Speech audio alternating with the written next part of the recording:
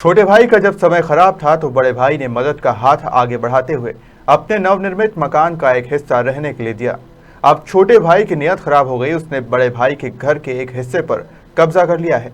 परेशान भाई ने मंगलवार को जनसुनवाई में गुहार लगाई। अपर कलेक्टर ने शिकायत सुनने के बाद एसडीएम को मामला सौंपा है। जनसुनवाई में 70 वर्षीय बुजुर्ग कैलाश चंद्र हनोतिया ने न्याय की गुहार लगाई। बैंक से रिटायर हुए कैलाश चंद्र ने करीब 20 वर्ष पूर्व गोयल नगर में प्लॉट खरीदकर मकान का निर्माण किया था। उस समय छोटे भाई की आर्थिक स्थिति ठीक ना होने पर मकान का एक हिस्सा रहने के लिए दिया था, लेकिन अब उस हिस्से पर छोटे भाई ने कब्जा ही कर लिया है। आर्थिक स्थिति ठीक होने के बाद भी मकान खाली करने को तैयार नहीं है, जबकि कैलाश चंद्र को अपने बच्चों के विवाह के लिए रुपयों की आवश्यकता है। मंगलवार को बुजुर्ग हनोतिया दंपत्ति जनसुनवाई में पहुंचे। उन्होंने अपर कलेक्टर अजय देव शर्मा के समक्ष शिकायत दर्ज कराते हुए भाई से मकान का कब्जा दिलाने की गुहार लगाई। कैलाश चंद्र के अनुसार मकान बेचकर बच्चों की शादी करना चाहते हैं, लेकिन भाई का कब्जा होने से मकान नहीं बेच पा रहे हैं। 90 में प्लाट लिया था, 90 में गोयल नगर में, और हम भाई लोग साथ में रहते थे। तो 2 मंजिला मकान मैंने बैंक से लोन लेके बनाया। मैं बैंक में काम करता था। अब चूँकि किराए से देने के लिए बनाया, शिकायत लेकर आया था। मैंने 129 गोयल नगर में यूनियन बैंक से लोन लेके मकान 2 मंजिला बनवाया था।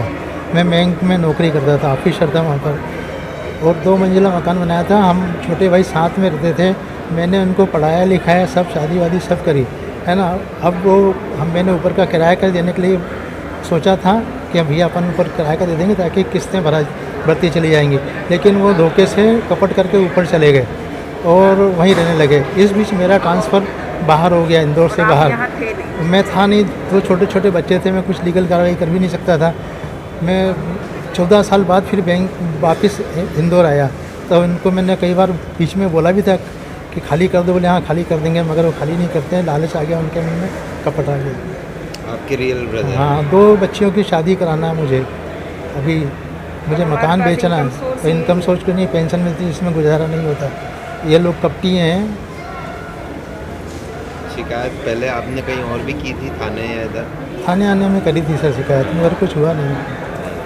और आपके ब्रदर क्या बोलते हैं? ब्रदर बोलते हैं खाली करेंगे, लेकिन करते नहीं है। उनके बच्ची की भी शादी हो गई, लड़का अच्छी बैंक अच्छी जगह काम करता है, अच्छा कमाता है, मगर लालच आ गया उनको। आप उसी इसमें रहते हैं कि कहीं और रहते हैं? उसी में रहते हैं सर। हम बिजली का बिल मैं देता हूँ, मकान का टैक्स मैं भरता हूँ, पानी का बिल मैं देता हूँ, कचरे का बिल भी मैं ही भरता हूँ।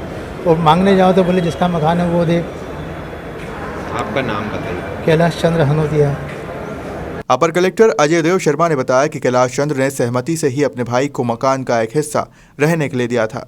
वे अब खाली कराना चाहते हैं। इस संबंध में क्षेत्रीय एसडीएम को जांच कर कार्रवाई करने के निर्देश दिए हैं।